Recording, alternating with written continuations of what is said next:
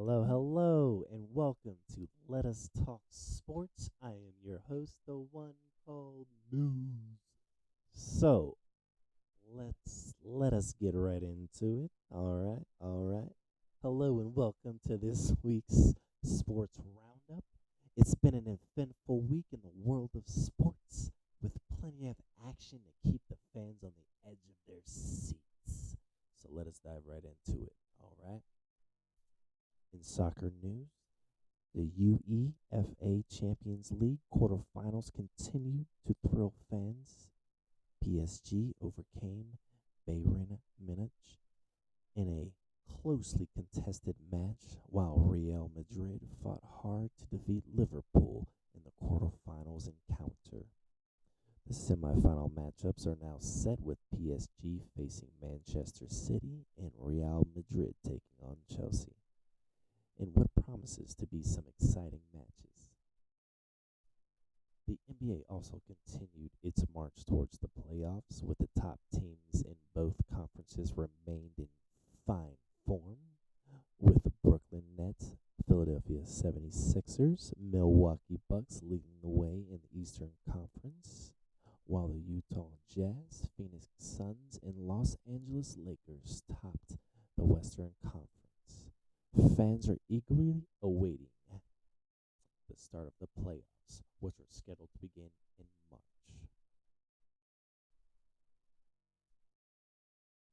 In the NHL, the playoff picture is also starting to take shape as teams jostle for position.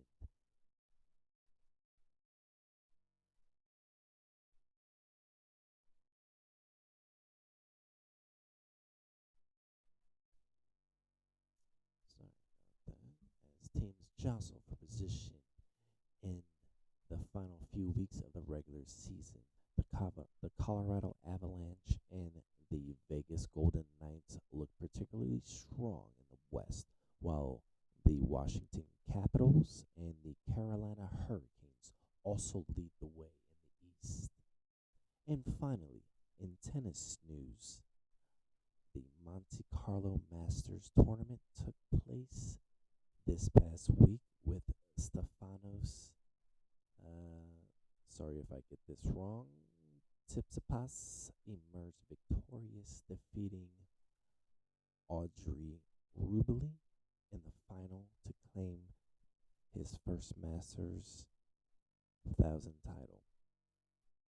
With the clay court season in full swing, all eyes will begin on coming tournaments and to see who will come on top. So, that's a wrap for this week's Sports Roundup, and be sure to stay tuned as we bring you the latest action in the world of sports. Thank you for listening for this little news update. Now, let us get into the real talk of the real action of these here sports that we're talking about. Um, I don't know if you guys were tuned in to some of the games that happened last night. We can talk about the Dallas Mavericks. We can talk about the Golden State Warriors. We can talk about the Los Angeles Lakers.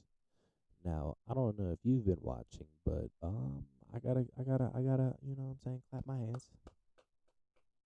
Los Angeles Lakers, they are looking fine and dandy. They are looking very good, compared to how they had looked, earlier on in the season. Totally different team, totally different atmosphere, and how they're playing and everything else. Now they're just starting to defend.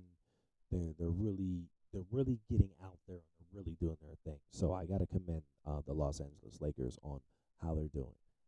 I thought that with the addition of LeBron, with him coming off injury, I know, they said he was coming off the bench, but that doesn't mean that he's not gonna have, you know, the third or fourth highest amount of minutes just because he's coming off the bench. That means nothing. Now there is no time management with LeBron. I believe his management is him not being in the game. So when he comes in and he suits up to play, you guarantee he's going to push at least 30 minutes. Fact on, fact out. I don't know.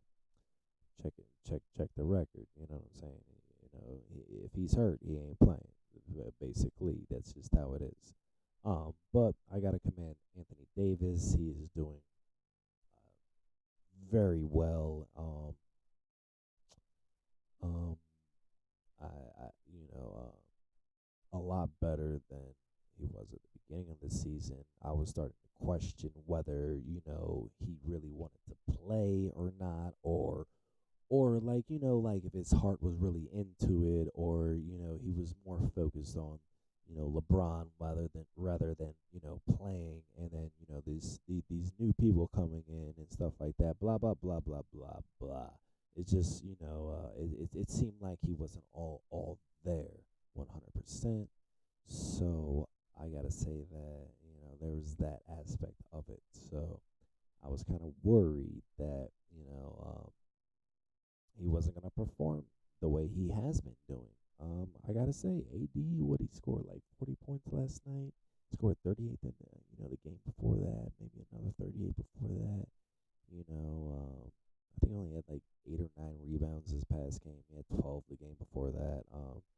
He's been doing his thing, and with LeBron there too. And I gotta say, like, I got high hopes for this squad this year.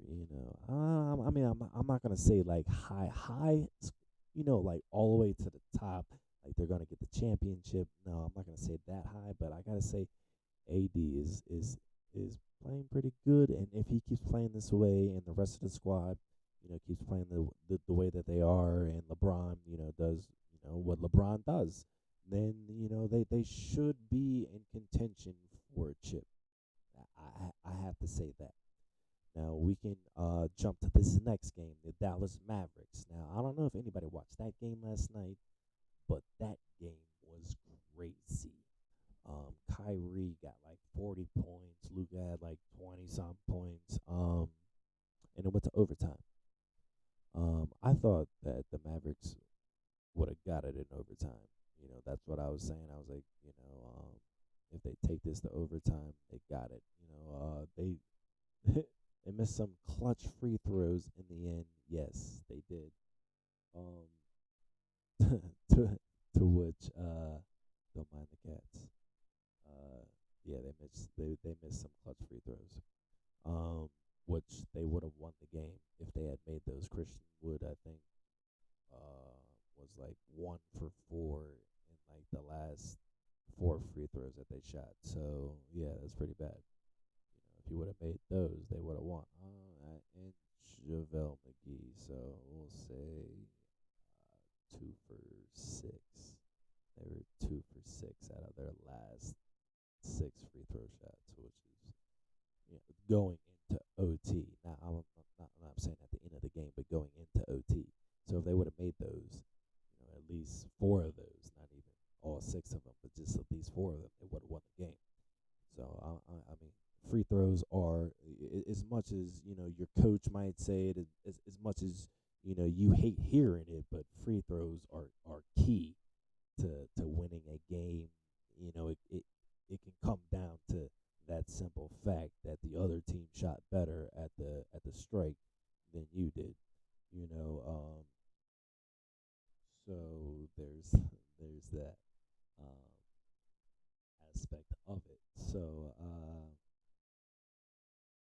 yeah, all in all, they basically lost the game themselves, and they kind of needed that game because in order for them to make the playoffs now, they kind of need all the other teams in front of them to lose. So that's like OKC, that's Minnesota, that's the Lakers, that's the Utah, that's I'm pretty sure Portland's out of it. So you know we ain't gotta worry about that. Uh, yeah, there's just a whole lot. A whole lot of stuff has to happen in order for them to make it. Um,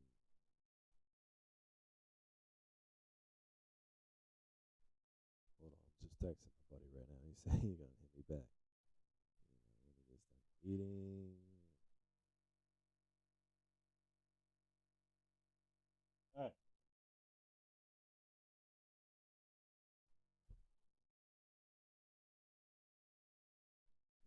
Yeah, I don't know what they're doing over there. These.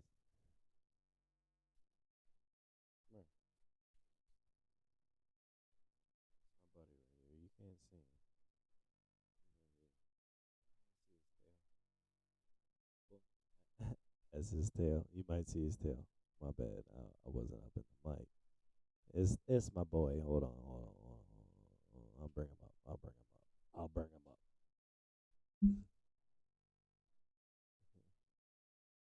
It's my boy. Say what's up. Say what's up, Nacho. Yeah, he's a big cat. That's my boy. Um, Besides that, let's get back to where we were at. Luca and Kyrie. Um, I'm not gonna blame anybody other than the coach. Um, because the coach is there to galvanize the players. So if the coach isn't really galvanizing the players and giving them phenomenal speeches that gives you shivers down your spine, shiver me timbers. Like if if you're not getting that from your coach, then I I, I don't think your coach is doing his job because your coach is yeah, he's there to provide some plays to to bring the troops together. You got to think of a coach as like a general of an army because these cats are like they they're straight up like they're the army. They're big. They're big, muscular, athletic, and they're gonna get out there and they're gonna do some damage to the other team. You're basically building a script for battle because you're battling the other squad. You're trying to get into their head. You're trying to get into their mentality. And you want to get in there, and these guys just ain't doing that. They're not getting into the head of the other team. You know what I'm saying? They're just not doing it, and the coach isn't providing that fuel. I understand J Kidd he was a player himself, but he wasn't like that player that was like outspoken, that player that you know um that in a heat of battle you look up to him and you look at him and you're like, yo, this dude's gonna do some things. This guy's gonna do some damage, and like I know he got my back and I got his back, and like we just gonna get it right. Well, I don't feel that Dallas has that mentality. They don't have that killer mentality. They're not out there to kill right now. Luca, like I gotta say, Luca, I feel like he is somewhere else sometimes. Like he's playing ball, but he's not playing ball. Like at the end of the day, he ain't gonna galvanize nobody. Kyrie ain't gonna galvanize nobody. So who else is left to talk? If the coach ain't doing it, your top two players ain't doing it. Who's left, huh? You gonna have somebody else on the bench, like a rookie or somebody, a second year player. What? Nobody. You ain't got nobody. What? Jalen, Christian, nobody. Nobody's gonna galvanize the play. Other than your stars, they your stars for a reason. They the one that the fans come to watch. They the one that you look to step up, to make the winning shot, to make the winning plays, to be there to smack the other player on the chest. Like brother, like yo, stop, hold up, listen, stop. You see what they doing to us? You see this? You see what they doing to us? We can't do this. We can't take this no more. You know what I'm saying? We ain't gonna let them beat us like this. We playing at home. You know what I'm saying? Or we playing on the road. Like, I don't care if this is their house. I don't care whose house this is. Tonight it's our house. You know what I'm saying? Tonight it's our house. We gonna take this none of that. You don't hear, you don't see that on the sideline. You don't see him like smacking the slapping the clipboard out of the coach's hand. Like, nah, we ain't running that play. That play sucks. You know what I'm saying? None of that. But you know, what can you do? Like Luca. he's been playing ball his whole life, ever since he was a little kid. He's been playing top flight, top of the league, top tier basketball. Top flight security, like top, top. He been up there. He been playing the top. So he's been there, and when you're there, especially at a young age, sometimes you can be trapped in your youth and stuff like that. Or when you get older, you can be like, you know what, I feel like doing it this way because you know what, this is what I want to do. It's you just petty and shit. You act like a child and you throw tantrums and you cry a lot, this, that, and the fifth. So, how are you going to be a leader when you're over here crying? There's no way. I don't see that happening. So, there's that. Kyrie's the same thing. He cried about, not being the leader of the team when LeBron was there. So he wanted his own team. So he goes and he plays for the Celtics, and Jason Tatum and Jaylen Brown are these rookies that are very good. And Kyrie is kind of intimidated by that. And he's like, these guys are more or less like the face of the squad than I am. And there's two of them, so I got to get out of here. So I'm going to go to Brooklyn. And I'm going to start a squad over there. And I'm going to be the face of the squad. And you know what? Now I'm going to recruit some other people to come here. Let's get KD. Let's get James out here.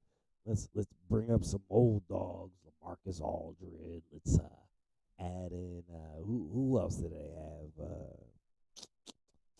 Jordan, DeAndre Jordan. You know what I mean? They added Blake Griffin. They added a whole tier of older players and stuff like that were once all-stars, and they were kind of like revamping their careers and stuff like that, this, that, and the fifth. But when it boiled down to it, they didn't do nothing. Half of the time they barely played together. KD was hurt, James was hurt, Kyrie was hurt, his pride was hurt, COVID, this, that, and the fifth. All this crap happened, and they were supposed to be this mega championship team. They were supposed to win all these titles and stuff like that just because of the power three of them. Now look at it. Where are they now? Well, you got James Harden over there with the 76ers. They're not looking too bad. They look all right. You know what I'm saying? Yeah, they look all right. You got KD down there with the Phoenix Suns. They look all right. I say the 76ers look better, but, because Phoenix got rid of, some key players that they kind of need, that I don't think they really needed to get rid of just, to get a championship, and not to mention DeAndre Jordan just took a step back, or not DeAndre Jordan,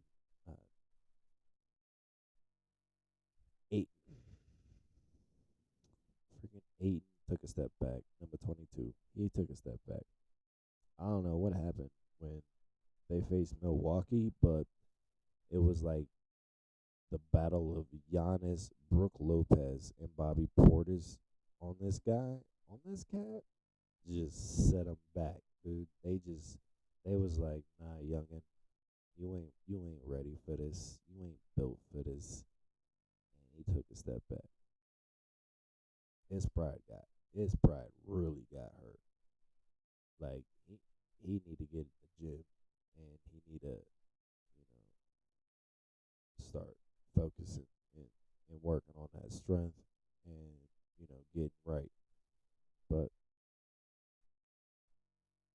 now we got Kyrie over in Dallas. That to me, that's just a horrible situation. You got two ball hog hungry dudes that just want the ball all the time. Not gonna work. Is Lucas Ting? Two ball hungry though. Two ball hungry. Can't do it. They do not mesh well. I don't like it. Don't like it. Doesn't work for me. Doesn't work for them. But I get it. Kyrie just wanted to get out of Brooklyn. He was like, just get me out of here. I don't care. Put me wherever. Dallas is cool. That's fine. I'll go on Dallas and I'll leave there next year. That's fine. I'm just that much closer to LA. So simple as that. Um, Anywho,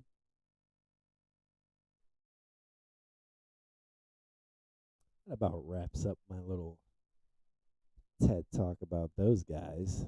Um, Also believe that wraps up my episode for this week. I don't want to put too much on. I don't want to be on here too long. It's a quick little 20-minute little shramble rambles. I gave you a little insight, little pinsight. A little knees bees of the knees ease of the squeeze. You know what I'm saying? Yeah, but it went down. It went down last night. Memphis lost. The Nuggets won. You know what I'm saying? Golden State lost, Clippers lost. What's up? OKC lost. The Suns won. Like, what's up? Where we going? Where we going? Where we go? The Eastern you know, like, um. Anywho, we all know what it is. Western Conference. It's a who's who. It's a toss up of who's gonna be the champion, who's coming out the West. East, you know, as one of three teams. As simple as that. Ain't nobody looking. Ain't nobody gonna say it's gonna be the Knicks, except for Stephen A. Ain't nobody gonna say it's gonna be, you know, uh, like the Cavaliers or the Bulls or anybody like that. Anybody from the play-in, ain't none of those dudes making that. It's either gonna be the Celtics, it's either that or the Sixers or Milwaukee. Who you got? Who you got? I think the Celtics overall is going to be there. As for the West, I have no clue. And it's a throw up. It's a throw up. The Nuggets, I don't know. Memphis, I don't know. Who's number three? The Kings, I don't know. Who's number four? With the Suns, I don't know. The Clippers, I don't know. The Warriors, I don't know. The Lakers, I don't know. I do not know. It's a toss up. It can go anywhere in the West. East is just cut down to three. That's it. Simple as that. Everybody else is out. So, uh, you know, it is what it is. That about wraps it up, though. You know what I'm saying? I love y'all. Fucking, excuse my language. Don't mean to do that. But I love you guys. Thank you for watching. I hope you guys had a wonderful time listening to me talk about sports, about this, that, fifth. Stop. I'm serious. I'm serious. You gotta stop. Hey, you guys are too funny. Stop. Seriously.